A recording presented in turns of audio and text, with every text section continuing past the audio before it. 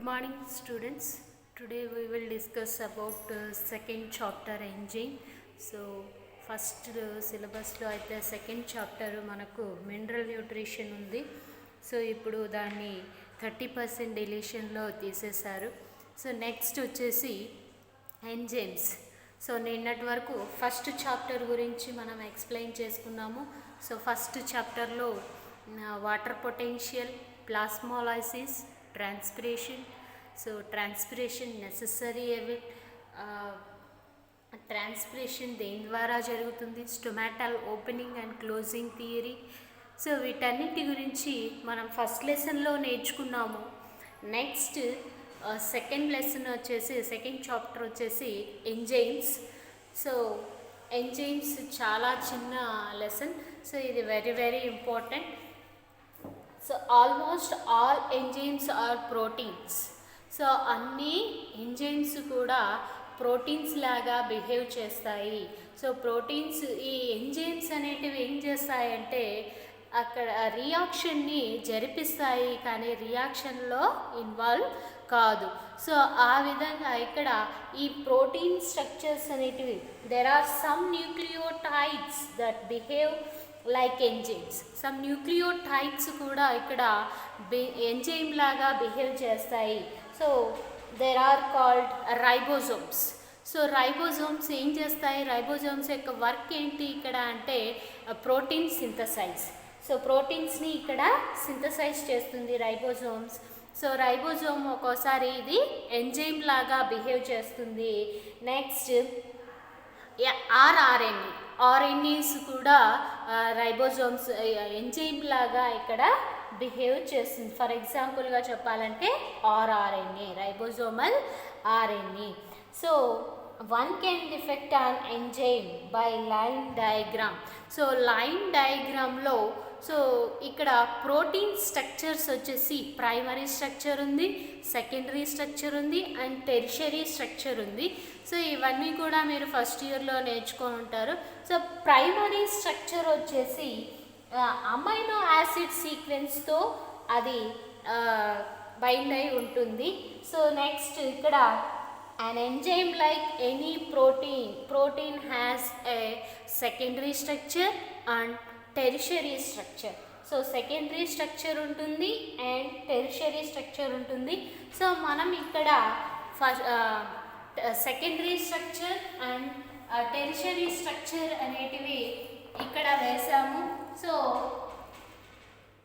మనం ఇక్కడ సెకండరీ స్ట్రక్చర్ని చూసుకుంటే ఇలాగా చైన్ మోడల్లో ఉంటుంది. సో అక్కడక్కడ పాకెట్స్ అనేటివి ఉంటాయి. సో ఈ పాకెట్స్ని ఇక్కడ ఏమంటున్నామంటే యాక్టివ్ సైట్. ఈ పాకెట్స్ని ఇక్కడ ఏమంటున్నాము యాక్టివ్ సైట్స్. సో ఏదైనా ఒక రియాక్షన్ జరగాలి అంటే ఇక్కడ సబ్స్ట్రాక్ట్ వచ్చేసి ఒక సబ్స్ట్రాటమ్ వచ్చేసి ఇక్కడ బైండ్ అవుతుంది, ఎంజైమ్తో బైండ్ అయ్యి. సో ఈ యాక్టివ్ సైట్లో ఏమవుతుందంటే ఎంజైమ్ యాక్టివిటీస్, ఎంజైమ్ అనేది ఇన్హిబిట్ చేస్తుంది. ఎంజైమ్ అనేది యాక్టివేట్ చేసి ఆ రియాక్షన్ని జరిపించే విధంగా, అంటే ఇక్కడ సబ్స్ట్రాట్ అనేది ఇక్కడ బైండ్ అయిన తర్వాత ఈ ఎంజైమ్ అనేది యాక్టివేట్ చేసి ఆ సబ్స్ట్రాట్లో రియాక్షన్ అనేది జరిగిపోయి మళ్ళీ ఏమొస్తుందంటే ప్రోడక్ట్ అనేది బయటికి రావడం జరుగుతుంది. అండ్ ఎంజైమ్ అనేది అక్కడే ఉంటుంది, ఎంజైమ్లో ఎటువంటి మార్పులు అనేటివి ఉండవు. సో ఇక్కడ ఏం జరిగింది, ఒక సబ్స్ట్రాట్ వచ్చేసి యాక్టివ్ సైట్లోకి బైండ్ అయింది. యాక్టివ్ సైట్లో ఉన్నటువంటి ఎంజైమ్స్ అనేటివి ఏం చేసినాయి, యాక్టివేట్ అంటే ఆ రియాక్షన్ అనేది జరిగే విధంగా యాక్టివేట్ చేసినాయి. యాక్టివేట్ అయిన తర్వాత ఏమవుతుంది, సబ్స్ట్రాట్ అనేది ప్రోడక్ట్ లాగా బయటికి వచ్చేయడం జరిగింది. So this is the process of enzyme. So ఎంజైమ్లో జరిగేటువంటి ప్రాసెస్. సో ఇక్కడ ఎంజైమ్ అనేది కెటలైజ్ చేసి రియాక్షన్ అంటే హై రేట్. సో హై రేట్లో ఎంజైమ్స్ అనేటివి కెటలైజ్ చేసి ప్రోడక్ట్ లాగా బయటికి వచ్చేస్తుంది. సో నెక్స్ట్ టెరిషరీ స్ట్రక్చర్ చూసుకుంటే ఈ టెరిషరీ స్ట్రక్చర్ అనేది మనకు ఇలాగా ఒక బంచ్, ఒక కుచ్చులాగా కనిపిస్తుంది.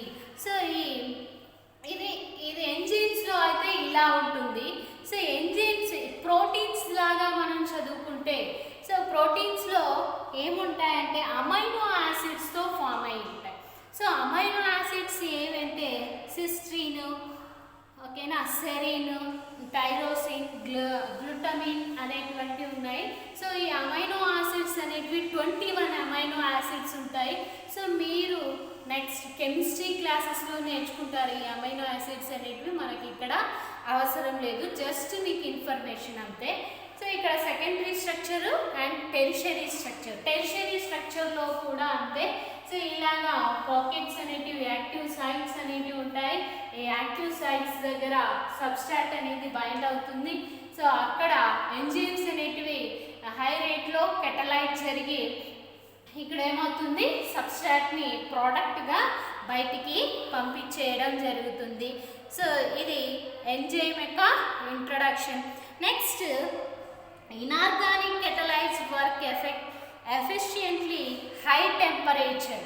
సో ఎంజైమ్స్ అనేటివి ఎక్కువగా హై టెంపరేచర్లో ఇది లైవ్లో ఉండదు.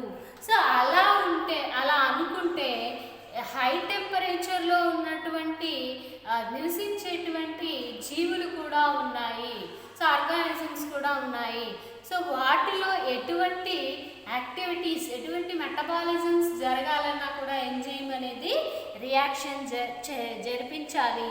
సో అలాంటప్పుడు ఆ టెంపరేచర్కి అలవాటైనటువంటి ఎంజైమ్స్ అనేటివి అక్కడ మాత్రమే, అంటే స్టెబిలిటీ అక్కడ మాత్రమే అవి ఉంటాయి.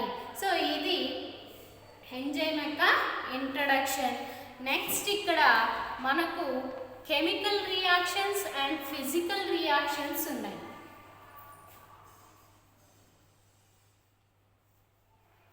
Chemical reactions and